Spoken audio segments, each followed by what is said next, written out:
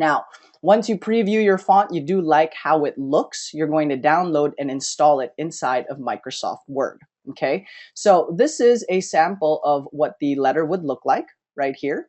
Okay, now how do you start filling in this particular Word document so that you can print out your yellow letters? You're going to start with a blank sheet right here. And you will go ahead and insert text boxes around the particular document. Okay, I just use a simple text box, nothing fancy. All right, and then I will, sorry, wrong keyboard.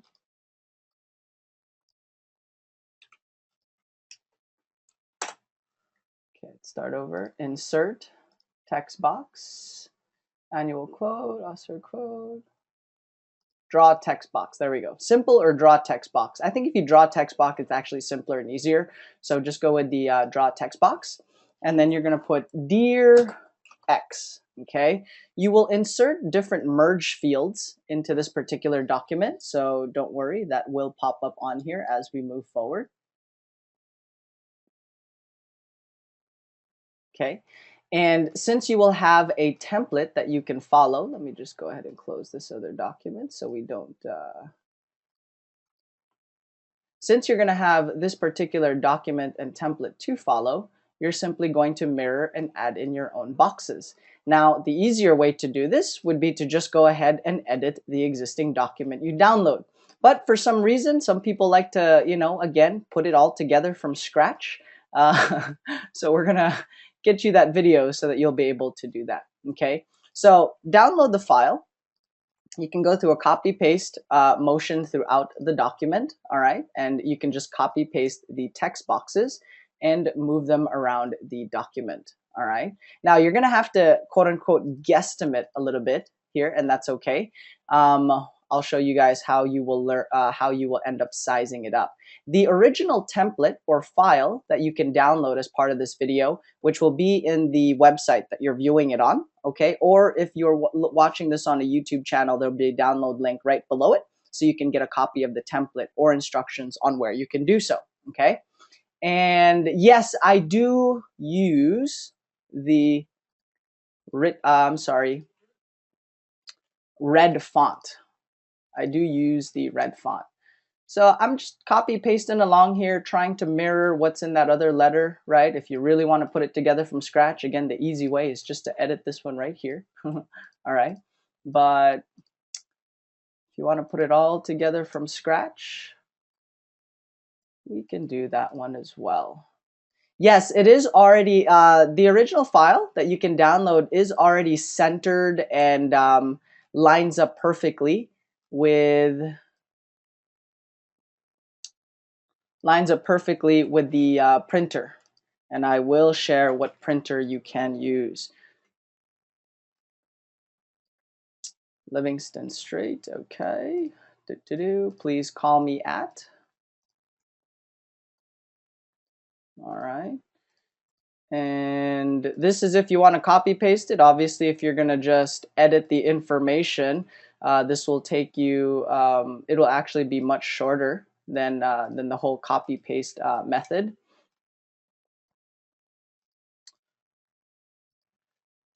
The signature, you'll have to scan your own signature, obviously, right?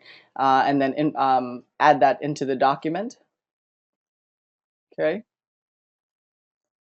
But if you simply replace or just put the picture over it in the file, you will once again be good to go. It's already lined up, measured there quite nicely. Okay, now a couple key elements I would want to highlight and point out, making sure that you do not forget these important factors. Number one, red font. Number two, handwritten style font. Three, yellow pad paper. Okay, yellow pad paper, since you can actually crank these out in volume. And then the yellow pad that you can use is the one that you see on here.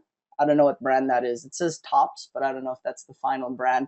There'll be a link below the post so you know which yellow pad you can actually check out and use. I have found stacks of these available at Costco, and we've gotten verification from members that have purchased from Costco the yellow pad paper for their printing.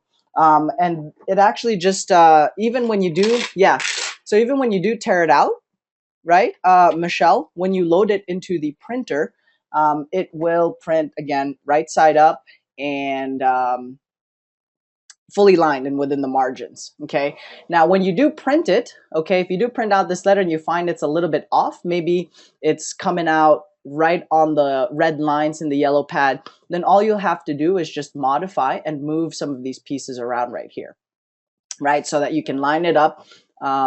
You'll be able to line it up correctly and move it around. Now, some letters that you'll print out, they won't be perfect as long as they're within the red line somehow. Even if it overlaps a little bit, that's okay. Now, if the red line's like cutting it right in the middle of the text, then obviously you want to move that around. But more or less, yeah, if you're printing in batches of about 50 to 60, then you shouldn't have that problem where the computer will, where the printer will start uh, jamming with the yellow pad paper. Correct. Okay, let me just check some of the comments. Okay, now somebody here is asking, Gil, when you install and use, where do you apply the font? You're going to install the font, and again, they have super easy to follow directions on here. Okay, if you have Windows 7, if you've got a Mac, it tells you how to install the font. Super easy, to follow along. Don't want to overcomplicate that particular process, right? But once you are inside of your Word documents, okay, in the font, if you notice on here on the upper left-hand side, I've saved my font and I've named it G font, right? Gil font, my font. So this is my handwritten font. If you guys download the template, you guys can always change the font. That's not a problem once you download and install your other font. So this is a sample different this is another type of font that is a handwritten style font, and you can apply your own font, right? So if you want to use the G font, you're more than welcome to do so. If you want to use your own font, whichever you create, that's absolutely fine and cool too. Okay. And yes, you can start printing out these letters. Now, when the printer that well, let me double check. Are you guys following along? Does anybody have any questions on that one? Let's pause for a second here. Where'd my questions panel go?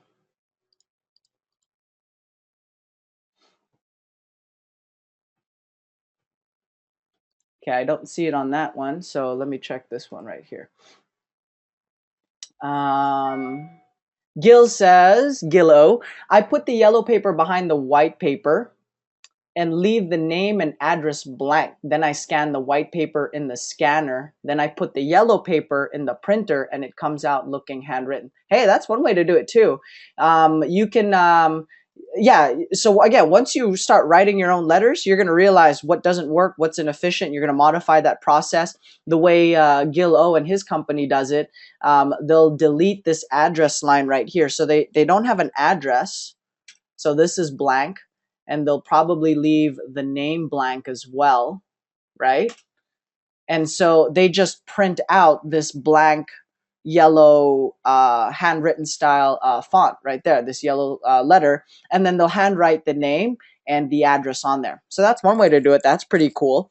And if you want to do it in volume, I actually have a small stack of this inside my car that I can easily fill in the blanks, right? So that's the fill in the blanks format, where if I come across a vacant property, then I can fill in the address and stick it and tack it right on their door. Okay, so let me continue here with the letter, so that way you guys again can start producing your own. Once you insert the text boxes, okay, once you insert the text boxes into the document, you will need to insert merge files. That way you can link your letter with the list that you will be mailing out. So in this case, okay, to insert a merge file, you're going to go to mailings, insert merge field, okay, and you will have the option of entering a particular merge field on here. Okay, so let me take you through it and show you how to do that.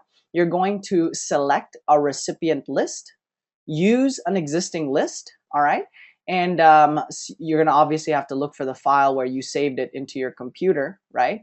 And let me see, what lists are we mailing? Okay, so let's go this one. This is in Riverside.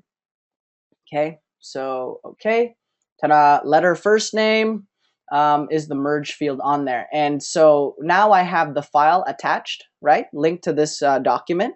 That's the list that I'm going to be mailing. I will insert a merge field for the motivated seller name. All right, and if I want to check what that looks like, there's a preview results button on here. So first name, there's a meal. So it's asking letter first name, fields in the data source. So what file in the data source? I'm going to put motivated seller name. Okay.